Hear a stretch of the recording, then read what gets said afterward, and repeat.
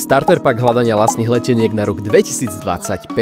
Budem potrebovať kvalitný kalendár, výkonný tablet a tieto 3 web stránky. Otvorte si kalendár a vypíšte všetky sviatky na budúci rok. Ja si vyberám 8. maj, deň víťazstva nad fašizmom. Zapínam stránku Ryanair Fairfinder, nastavím odlet z Viedne a zvolím si 8. maj. Voilà, na tento deň sú lacné letenky napríklad do Milána za 29 eur. Druhá šikovná web stránka, ktorú používam, je podstránka Pelikánu.